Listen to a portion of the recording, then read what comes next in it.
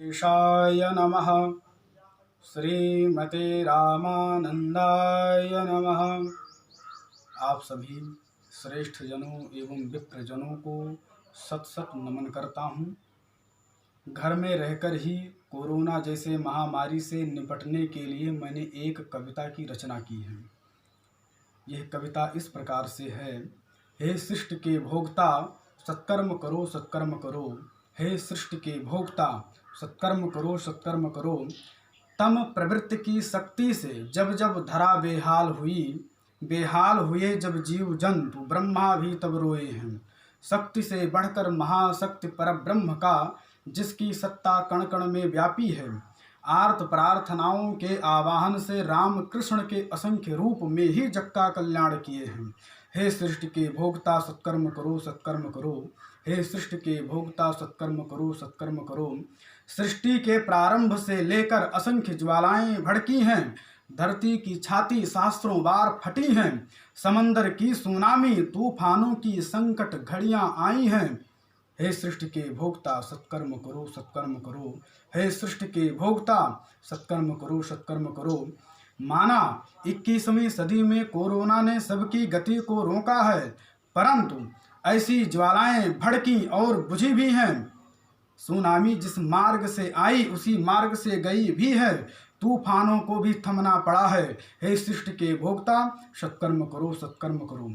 हे सृष्टि के भोक्ता सत्कर्म करो सत्कर्म करो। माना साथियों, ये समय का चक्र है, लेकिन तू भी इतना कमजोर नहीं।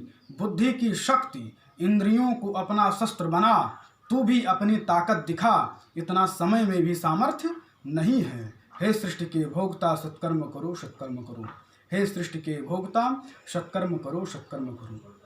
हे सृष्टि के भोक्ता सत्कर्म करो सत्कर्म करो।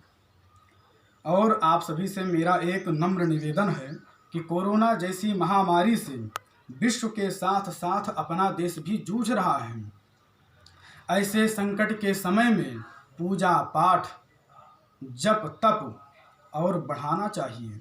भगवान से और प्रार्थना करनी चाहिए और आचार व्यवहार संस्कार पर अधिक से अधिक बल देना चाहिए। इसी सकारात्मक ऊर्जा में ही सबका कल्याण है और यह अंधकार छंट जाएगा, क्योंकि श्री रामः शरणम समस्त जगताम रामम बिना का गति। भगवान श्री रामचंद्र जी के बिना कौन सी गति है।